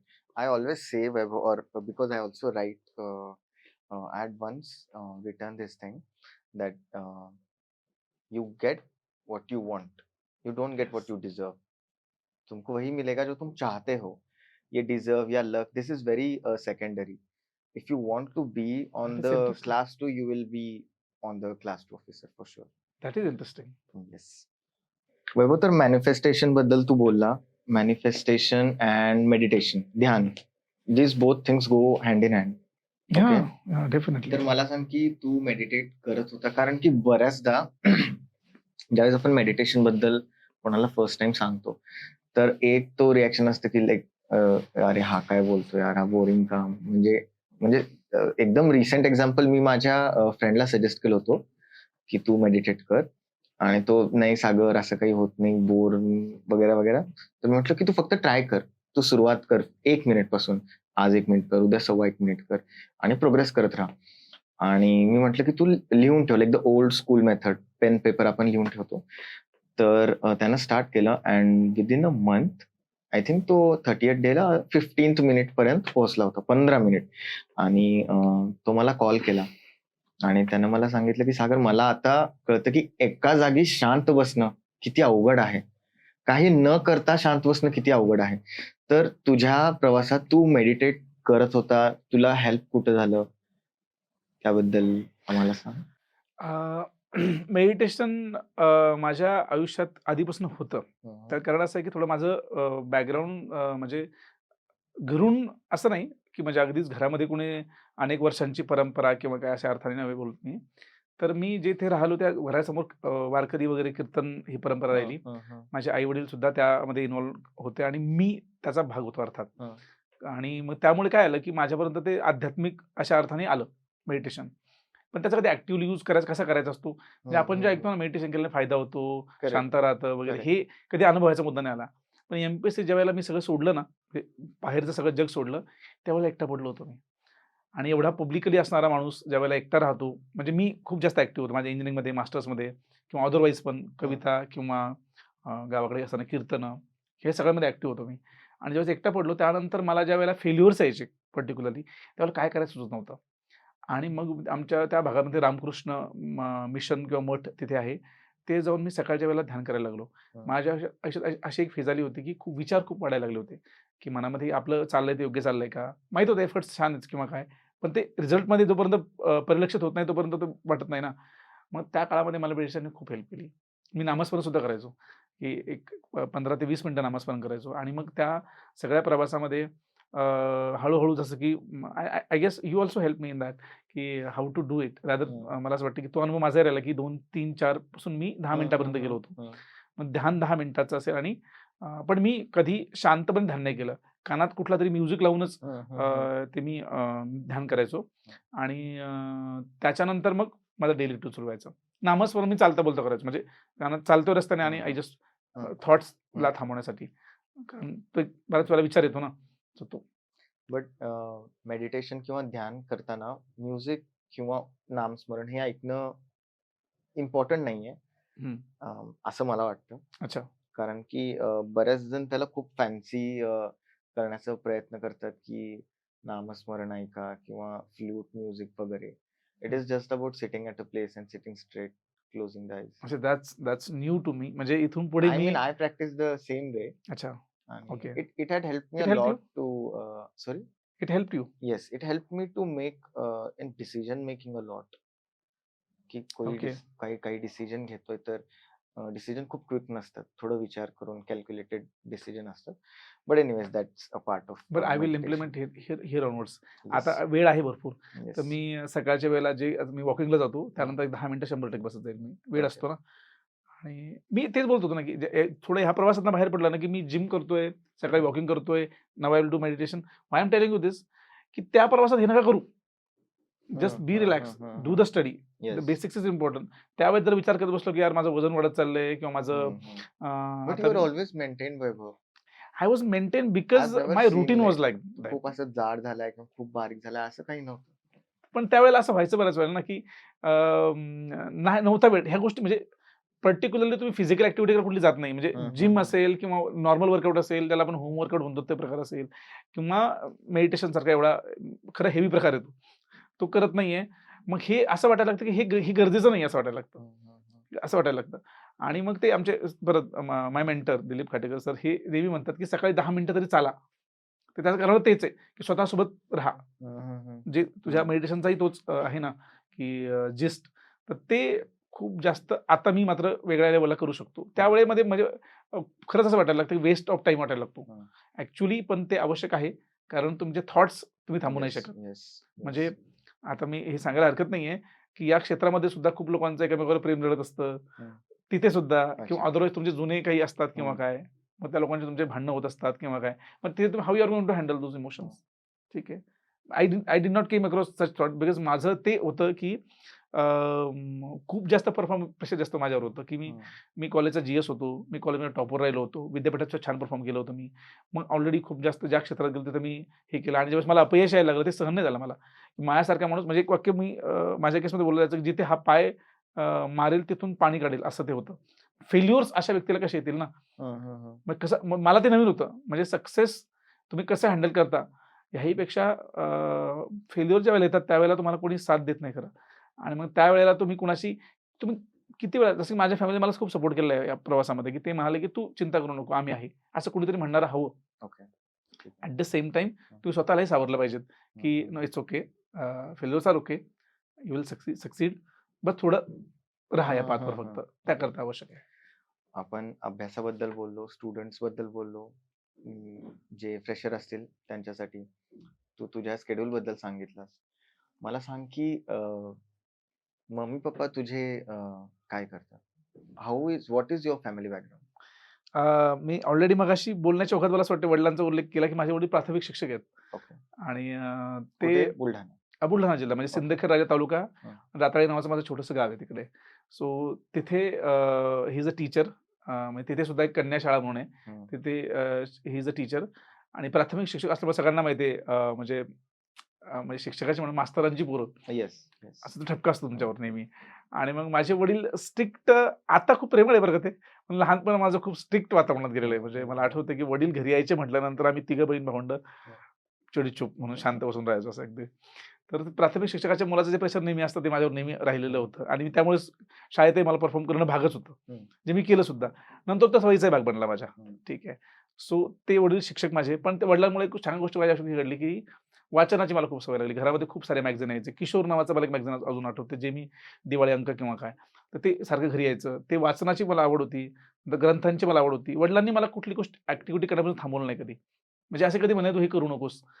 आणि ती एक आणि आई माझी पर्टिक्युलरली म्हणजे शी इज अ पॉलिटिशियन ॲक्चुअली. म्हणजे गावामध्ये सरपंच 2-3 टर्म राहिली ती आणि मग त्यामुळे तिच्या वागण्या, बोलण्यात जो आत्मविश्वास असतो म्हणजे मला असं वाटतं, की वडिलांचा तर प्रोत्साहनाचा मुद्दा होताच, की जसं सांगितलं हे ड्रीमच वडिलांचं होतं, की सेवेत यावं. पण आईचं ह्याच्या पर्टिक्युलरली मी असं म्हणेल, की तू कुठेही जा, पण थांबायचं नाही. म्हणजे आत्ता सुद्धा तू ज्या पदावर आहेस ते ठीक आहे. हं. पण ठीक आहे याच्यापेक्षा वरती काहीतरी आहे आणि आयुष्यात ते मिळवलं पाहिजेत. हं, हं. हे सांगण्याचं ती नेहमी मला काय म्हणतो आपण त्याला म्हणजे आता सगळ्यांना हे माहिती आहे, की आई-वडिलांच्या करेक्टच्या बाबतीमध्ये तुम्ही कोणाशी जास्त कनेक्टेड असता. मुलांच्या केसमध्ये पर्टिक्युलरली आईसोबत असतो. येस. सो वडिलांशी संवाद होतो, पण तो अगदी पैसे आहेत का तुझ्या अकाउंटला? हो, हं. पप्पा आहेत. येस, आणि येस. तू छान चाल तब्येत बरी आहे ना तुझी? जेवलायस का? ह्याच्या पलीकडे फार संवाद जात नाही येस, वडिलांसोबत येस. बोलताना. आता जातो. पोस्टिंग कुठे हवी आपल्याला किंवा तुला कुठलं ठिकाण मिळणार आहेस? सगळ्यांच्या संपर्कात तू आहेसच ना अजून हं, हं, पण. हं. हे बोलणं खूप हं. गांभीर्याने होतं. म्हणजे तुमचा करिअरचा पाथ ज्यावेळेला येतो, आयुष्याचा प्रश्न त्यावेळेला अवघड असतात. पण छोट्या-छोट्या संकटांमध्ये किंवा रोजच्या इमोशनल याच्यामध्ये आईचा सपोर्ट जास्त मॅटर करतो मला असं वाटतं. पण माझ्या आईच्या केसमध्ये ते अजून उलटं होतं. ती त्या लेव्हलला पण होती आणि वेगळ्या मोठ्या-मोठ्या फेल्युअरच्या केसमध्ये सुद्धा ती होती. रॅदर आता जे आपण बोलतोय, की बरेच प्रश्न असे होते, की जे प्रश्न आय नो की ते फ्रेशरसाठी म्हणून विचारले होते. पण लोकांना माहीत नसतात, की प्रिलिम्स, मेन्स किंवा काय असते. तिला इव्हन असं असतं, की प्रिलिम्स पेपर 1 मध्ये आन्सर की असते, फर्स्ट आन्सर की, सेकंड आन्सर की. तिला ती मी जर म्हटलं, "आई गं, मला फर्स्ट आन्सर की नाही ना 108 मार्क मिळालेत." ते म्हणते, "ते नको सांगू मला, तू सेकंड आन्सर नंतरचे मला सांग." म्हणजे शी इज हं, हं. अवेअर शी इज की अवेअर ऑफ सेकंड की those is things. Matters. Yes, yes. Second की मॅटर्स अ लॉट असं तिला माहिती आहे. आणि दुसरं इथपर्यंत, की मला कास्ट टेस्ट सिरीजला काहीतरी 135-40 पर्यंत मार्क्स आले. म्हणाले, "तुला 150 मार्क पाहिजे 200 पैकी." सो आय वाज लाइक की "अगं आई 110 वर कट ऑफ जात असतो. ते खूप वरती आहे." "नाही, नाही तुला जास्त पाहिजे." So she is a lady जी जी you know who guides me in every section. Again my sister, both of them are wonderful. त्यांनी कधी मला थांबवलं नाही कधी कोणत्या बाबतीमध्ये. माझी बहीण एक पुण्यात राहते. I just want to mention that. पण तिने मला कधीच भाऊबीजेला सुद्धा घरी येऊन असं म्हटलं नाही. म्हणजे तू जो अभ्यास करतोय ना, येस, करतो ना, तुझं येस. पूर्ण कर सगळं. मी इम्पोर्टंट नाहीये. मग घरच्यांचा हा सपोर्ट खूप मॅटर करतो. वैभव, तर आता सिलेक्शन झालं, जॉब येस. लागली हं, हं. आणि पुढचा प्लॅन काय आहे? When are you going to get married? Okay. Like the very Indian logic that you study, job करा आणि लग्न करा. So what are your plans? So you use the word plans म्हणजे नियोजनाबद्दल विचारल्यामुळे मी नियोजन सांगतो. ठीक आहे. तर बिकॉज आता क्लास 2 आहे. So class 1 I am aspiring. त्यामध्ये राज्यसेवेतलं जे ग्रुप एचे जे पद आहे त्यामध्ये I will be preparing to 2024 ची एक्झाम आता चालू आहे. 1 डिसेंबरला जी असणार आहे. पुढे मेन्स असेल किंवा काय. ते टार्गेट माझी एक्झाम असेल प्लॅन अशा अर्थाने किंवा पुढे UPSC IAS ऑफिसर. हे डोक्यात आहे माझ्या आत्ता. आणि I am already preparing for it. आणि the second question you ask within the same the marriage thing which is very obvious question. जेव्हापासून सिलेक्शन झालं तेव्हापासून लिटरली यू नो की हाऊ इट वर्क्स की लोक अप्रोच करतात तुमच्यापर्यंत. कधी करणार आहे, काय करणार आहे, आता करणार आहे का, आमच्याकडे मुलगी आहे किंवा काय इथपर्यंत. म्हणजे लोक फोटो पाठवतात, प्लीज बघा तरी एकदा, येऊन जा एकदा, असं सगळं सुरू असतं. मी पर्टिक्युलर ते म्हणाल की ते प्लॅन अजून 1 वर्ष डोक्यात नाहीयेत. सो मला असं वाटतं की एक स्पेस मिळायला पाहिजे 1-2 वर्ष तुम्हाला की ह्या सगळ्या सिलेक्शन नंतर. कारण खूप ऑलरेडी तुम्ही स्ट्रेस झेललेला असतो या प्रोसेसमध्ये.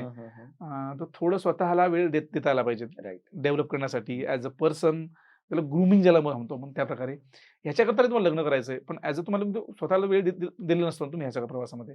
थोडा दिला पाहिजे, समजून घेतलं पाहिजे. काय आहे जीवन, काय आहे, गोष्टी काय आहेत, how it works. I tend to so agree. Yeah. Vaibhav, ज्यावेळेस सिलेक्शन झालं, रिझल्ट आले, how do people treat you? They are like very happy, और देर आर काही लोक असतात असे की you know like both black and white. I am getting. Yes. So how do you take that? First tell me about those जे लोक actually खूप खुश असतात ओके. ज्यावेळेस रिझल्ट जातात. How is that experience? How is that feeling की I am now a government servant? Actually म्हणजे थोडं आध्यात्मिक संदर्भ असल्यामुळे मी असं बोलेल की याच्यामध्ये खरंच म्हणजे मला I highly appreciate you for asking about those people who are positive about you. They are the one who supported you, right? म्हणजे you also supported me in this journey as a friend. बाकी तुमच्या आयुष्यामध्ये अशा लोकांचं महत्त्व खूप जास्त आहे ज्यांनी तुम्हाला या जर्नीमध्ये पुश केलं की तू करू शकतोस. पाठीवर हात ठेवला तुझ्या. आणि मला असे मित्र आठवतात, मी पर्टिक्युलर नाव घेऊ शकतो त्यांचे की जे असे म्हणायचे मला की तुला पैशांची गरज आहे का? तुला पाठवतो आम्ही, घरून नको घेऊस. म्हणजे अभयचा कॉल यायचा मला कधीतरी, वैभव मापारीचा कॉल यायचा, ओंकार हजारचा कॉल यायचा मला की तुला गरज असेल सांगा मला, आम्ही करतो. उन्मेष खरेचा कॉल यायचा मला. Did I call you for money? Used to directly come to meet me. Used to pay for the food. मग मी असं म्हणेल की त्या प्रवासामध्ये ही जी लोकं तुम्हाला सपोर्ट करतात ना, बिकॉज दे पोस्ट आता दिसते ना, त्यावेळी त्यांना माहित नाही, क्लॅरिटी नाहीये की काय होतं एक्झॅक्टली किंवा काय होईल का नाही याचं पुढेच्या. Still they trust you. आई वडील किंवा फॅमिली मधले सिस्टर, मामा लोक हे तर ठीकच, they are part of your life. Failure success तर मॅटर करत नाही त्या लोकांसाठी. अदर दॅन दोज पीपल जे तुम्हाला सपोर्ट करतात, मला असं वाटतं त्यांचा इम्पॉर्टन्स खूप जास्त आहे. मला केलं खूप जास्त लोकांनी. माझा फोन बंद असायचा.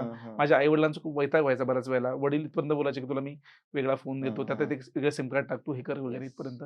बट त्यांनी कंप्लेंट नाही केली अशी एक्स्ट्रीम लेवलला कधी. दिवाळीला नाही गेलो, 2-3 दिवाळीला नाही गेलो मी घरी. बट त्यांनी एक्झॅक्टली दॅट्स ओके. हां, दे टूक इट व्हेरी पॉझिटिव्हली. एकदा पुण्याला भेटायला आले की ठीक आहे, तू येत नाही तर आम्ही तिथे येतोय. इथपर्यंत त्यांनी सपोर्ट केला मला. तर मला असं वाटतं की जशी ताई बोलायची मला खूप वेळेला की तू ठीक आहे, येत नाहीयेस ना, it's okay. It shows a different level of maturity to you. मी त्यांच्याप्रती थँकफुल जास्त आहे. आणि माझ्या केसमध्ये काय झालं माहिती आहे का, मला खूप माझ्याविषयी निगेटिव्ह विचार करणारे लोक फार कमी सापडले. बिकॉज माझं नेचर तसं होतं की मी जे मला कळलं ते इतरांपर्यंत सांगितलं. तर मला कुठेतरी त्यांचं असं व्हायचं की नाही, हा पोरगा नालायक नाहीये, असं त्यांचं परसेप्शन असायचं. माझ्या केसमध्ये ते खूप छान घडलं. आणि असं म्हणत नाही की अगदीच माझ्या विरोधात कोणी नव्हतं. मला सिलेक्शन झाल्यानंतर असं कळलं की अशा लोकांनी स्टेटस ठेवलं होतं, अशा लोकांनी नंतर येऊन गोष्टी केल्या होत्या, म्हणजे अभिनंदन किंवा काय, की जे माझ्याविषयी सांगत फिरायचे की नाही त्याचं काय, ठीक आहे, he is wasting money and all, you know, people do talk about you. म्हणजे मला असं वाटलं नाही आज माझ्याविषयी बोललं जाईल कधी. पण हे नंतरून मला डिफरंट सोर्सेसमधून कळलं आणि कळतं ते तुम्हाला तुमच्यापर्यंत. बट आय एम म्हणजे ज्यांना मी फॉलो करतो, ज्या सोर्सेसला मी फॉलो करतो, माझ्या इन्स्पिरेशन ॲज अ खाटेकर सर असतील किंवा काय माझी आई असेल किंवा माझे वडील, ते मला बोलतात की नाही, म्हणजे ॲज अ पॉलिटिशियन मला ती एक वाक्य मी सांगत असते की लोकांचं शिवाय द्यायचं काम आहे. ठीक आहे, because you are at a position. ठीक आहे, तुम्ही करताय. आणि आमच्या मॅडमने एक मला शेख मॅडम म्हणून होत्या, मला इंजिनिअरिंगच्या फर्स्ट इयरला टॉपर होत्या, त्यांनी दिलं होतं की ज्यावेळेला वेन यू आर वॉकिंग तुमच्याकडे लोक बोटं दाखवतात, take those fingers as a success representative to you. Okay, that's a big thing. Exactly. मग मला ते वाटतं की हे लोक ज्यावेळेस बोटं दाखवतात ना, तोच असतो. म्हणजे एक मुलगा मला म्हटला होता की ठीक आहे, म्हणजे मी ते बोलणं ऐकलं होतं लिटरली मी, की म्हणाला की ठीक आहे ना, तो 3दा मेन्स दिलाय, इंटरव्ह्यू कुठे गेला तो अजून. दॅट हिट मी, की ते वाटलं मला की अरे हा काहीतरी बोलून गेला आपल्याला. मग मी रिॲक्ट नाही झालो त्याच्यावर. बिकॉज म्हटलं you also give 4 years right. Right तू लॉकडाऊन पासून सुरुवात केला आणि 2024 राईट तूही 4 वर्ष दिलास. राईट. तर तूही त्या पिक पॉइंटला रीच केला होता की प्लॅन बी आता सक्सेसची कडे. आवश्यकता आहे. हा, एक्झॅक्टली. मतलब आता झालं तर ठीक, नाही तर आय हॅव टू, और you had that six sense की नाही होईल. Both way. म्हणजे एका वर्षानंतर मला विचार करायला लागला असं जर सक्सेस असतं भेटलं तर. Okay. ठीक आहे. आणि ॲट द सेम टाइम माझे रिझल्ट यायला सुरुवात झाली होती. म्हणजे 2024ला माझे 2023चे सगळे रिझल्ट यायला लागले होते. स्टार्टिंग लाईक मला I had 290 marks in group C all exams, जे म्हणजे टॅक्स असिस्टंट क्लर्कचे एक्झाम जे असतात त्यामध्ये. आणि त्या 290 मार्क हे असे मार्क होते, टॉप 10 महाराष्ट्रामध्ये मी आलो असतो त्यामध्ये कदाचित. ठीक आहे. But I chose not to go for the typing exam and others exam. यामध्ये परत खाटेकर सरांचा रोल. ते म्हणाले की राज्यात पहिला जरी असं तरी करू नकोस, कारण तुझ्यामध्ये कॅपॅसिटी जास्त आहे. You may do you know, तुझ्यामध्ये ते आहे की जे तू जास्त करू शकतो. असे लोक माझ्या आयुष्यात होते, ज्याने मला प्रत्येकाला सांगितलं तुझ्यामध्ये मोठं काहीतरी आहे. Selected for cannon inspector as well. मग ते होत गेलं माझ्या आयुष्यामध्ये. आता मी त्या लेवलच्या एक्झाम कुठल्या देत नाही किंवा I try not to go for such exams. म्हणजे बाकीच्या लोकांना संधी भेटली पाहिजेत. राईट. असं नाही की तुम्ही सगळे पदत घेऊन बसलात. खाटेकर सरांचा उल्लेख तू बऱ्याचदा केलास Vaibhav. I will try to get him here so that people would be able to hear him. त्यांना लोक ऐकतील असं मी प्रयत्न करतो. ठीक आहे, लेट्स टेक दिस अप. आणि मला सांग की तू कोणत्या लायब्ररीत जात होता आणि तुझं आणि खाटेकर सरांचं how did you connect to him? मी त्यांचं नाव याच्याकरता घेतो की मला असं वाटतं की या प्रवासामध्ये तुम्ही थँकफुल असणं फार आवश्यक आहे, ज्या लोकांनी तुम्हाला खूप मदत केली. म्हणजे ज्यावेळेला मला मार्क्स कमी यायचे आणि किंवा मेन्सला पर्टिक्युलरली, कारण प्रिलिम्स माझी क्लिअर होत होती प्रत्येक वेळेला. तर त्यावेळेला की जे मार्क बघून अनालिसिस करण्याचा मुद्दा असतो, ते त्यांनी मला सांगितलं की नाही, हे इम्प्रूव्ह होण्याचा मुद्दा आहे. ते असं नाही की तो सोडून देण्याचा मुद्दा आहे. So he taught me how to analyse, म्हणजे चुकांमधून कसं इम्प्रूव्ह व्हायचं हे त्यांनी मला शिकवलं. आणि त्यांचा आणि माझा अनुबंध टेस्ट सिरीज जे लावतो आम्ही ह्या संबंधात. टेस्ट सो सिरीज ही म्हणजे conducted classes. He is running a class, step up Okay. Academy is the name. हां. आणि त्या याच्यामध्ये त्यांनी टेस्ट सिरीजच्या माध्यमातून त्यांच्याशी मी कनेक्ट झालो. आणि मला त्यावेळेस कळलं की ठीक आहे, अभ्यासाव्यतिरिक्तही काही गोष्टी आहेत ज्या तुम्ही बघितल्या पाहिजेत. राईट. म्हणजे ज्याला एक्झामचा टेम्पो आपण म्हणतो. एक्झाम हॉलमध्ये असं बऱ्याच वेळेला होतं की डेस्क व्यवस्थित नाही आहेत, त्याच्यावर तुम्ही चिडचिड करायला लागता. किंवा काही क्वेश्चन एकदम 5-10 क्वेश्चन तुमचे सुरुवातीचे क्वेश्चन असे येतात की हे टफ येतात आणि आन्सर येत नाही किंवा काय हलतच नाही क्वेश्चन. म्हणजे क्वेश्चन न हलणे म्हणजे आन्सर बरोबर येत नाही हे माहित असतं तुम्हाला की याचा आन्सर मला येत नाही, काहीतरी रॉंग करतोय किंवा काय. Steel the tempo shall be maintained. Yes. आणि मग हे तिकडनं मला हळूहळू शिकायला मिळालं. म्हणून मला कधी प्रिलिमचा स्कोर कधी खाली आलाच नाही. So I give credit to him. आणि along with that he taught me law of attraction, how to attract good things in your life, as we have attracted this podcast. Yes. Also तू कोणत्या लायब्ररीत जात होता? My library was Satyaki Library. Mhm. It is situated in Navi Peth.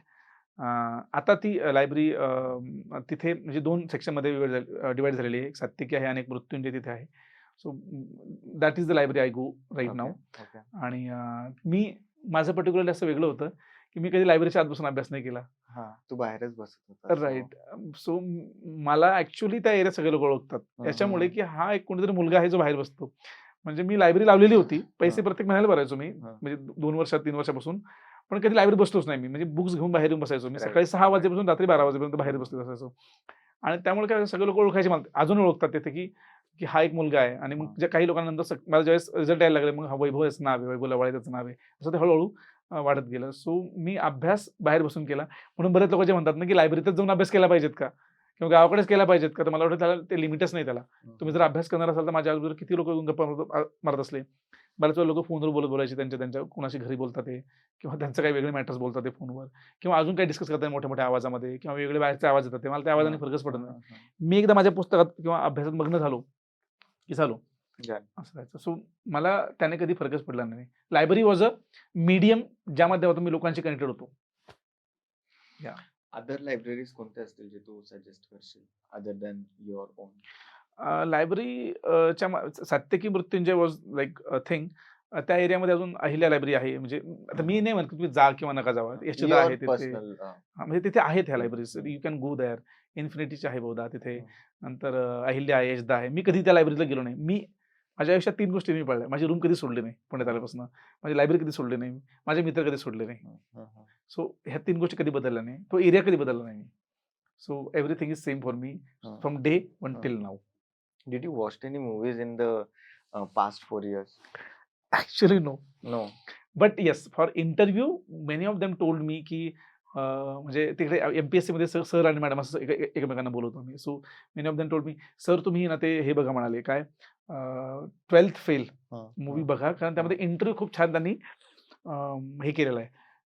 काय म्हणतो आपण त्याला, shoot केलेलं आहे. म्हणजे it gives the feel interview. म्हणजे इंटरव्ह्यू पूर्वी तुम्ही एकदा तो फील घ्या, द रिअल फील. आणि you'll be surprise to know, मी मूवी बघितला नाही कुठली, पण तो बघितला आणि त्या मूवीमध्ये मी 10 वेळेला तरी रडलो असेल. मला माझी जर्नी सगळी आठवली, कारण ते फेल्युअर्स किंवा ते त्या मूवीमध्ये होते सगळे. It's a good one. So it's a good one, right? Yes. MPSC चे तू 2 इंटरव्ह्यू दिलास, करेक्ट?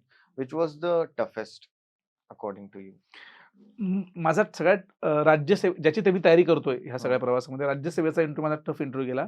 कारण त्या इंटरव्ह्यूने मला इंटरव्ह्यू दिल्याचा फील नाही दिला.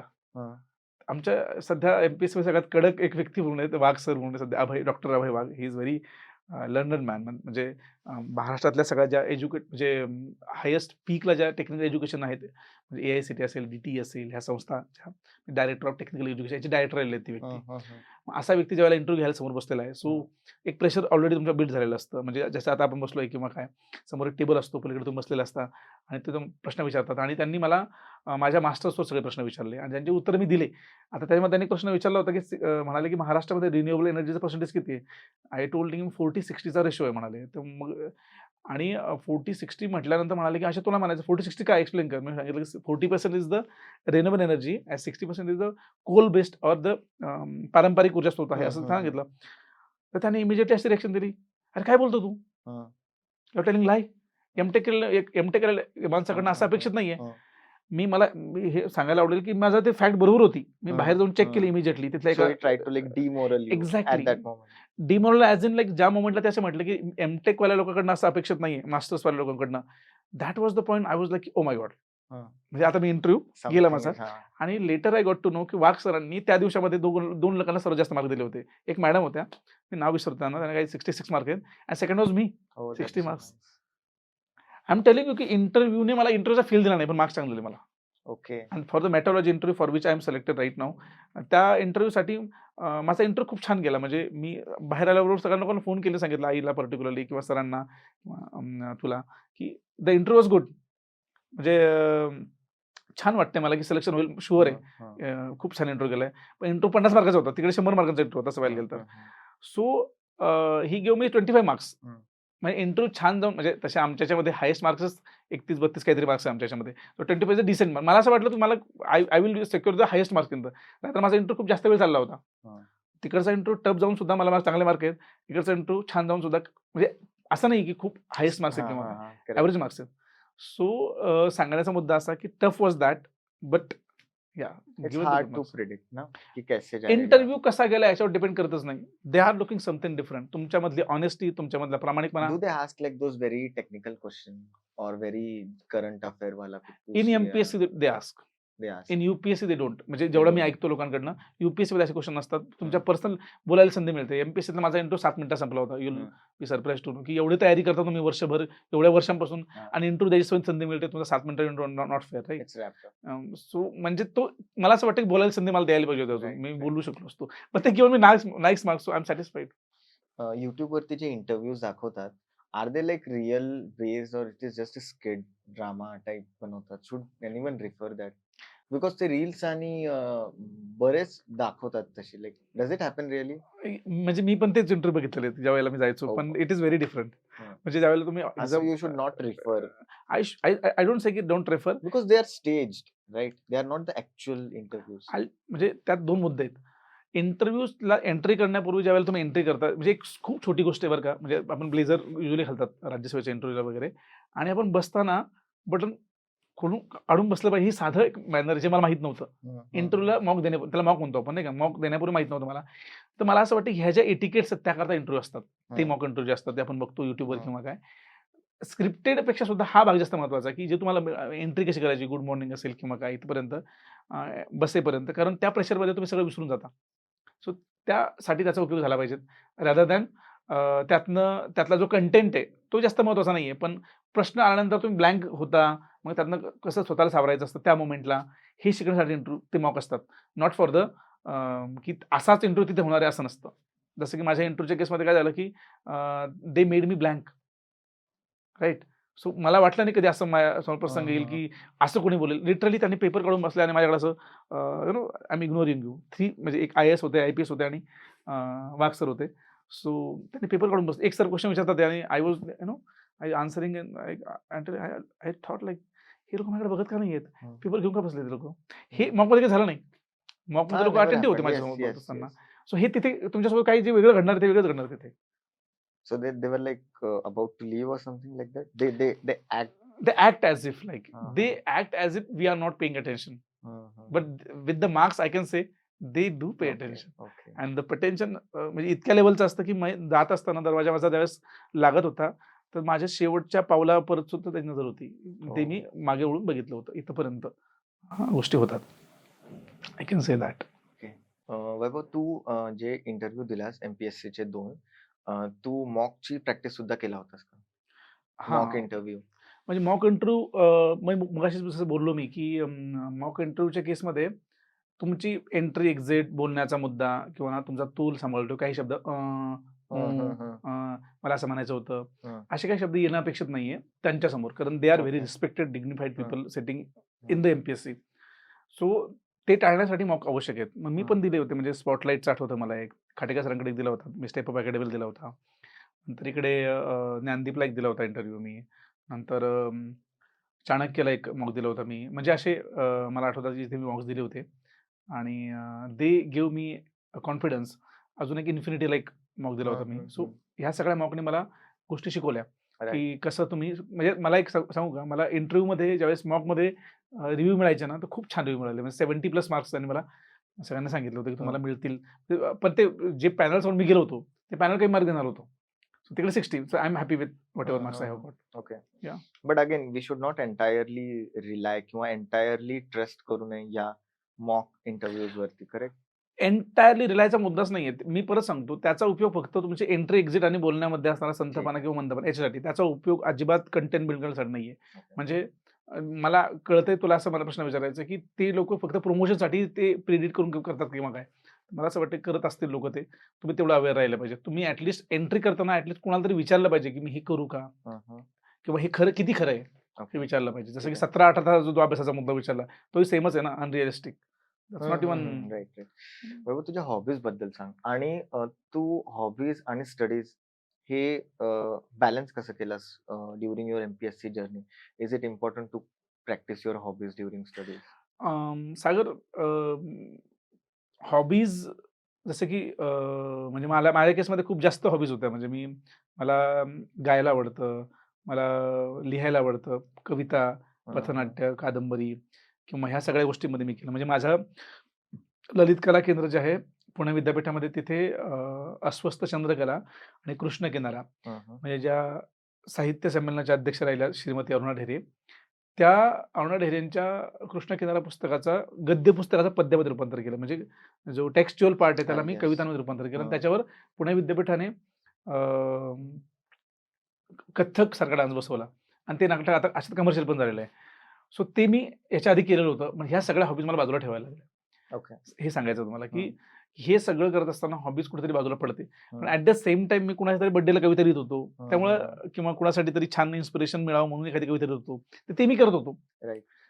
पण त्याला मला फुल टाइम नर्चर नाही करता आलं या काळामध्ये. पण लवकरच एक आहे प्रोजेक्ट डोक्यामध्ये, की जो आता इथून पुढच्या काळामध्ये करेल किंवा काय थोडं बरोबर. रिलॅक्स झाल्यानंतर.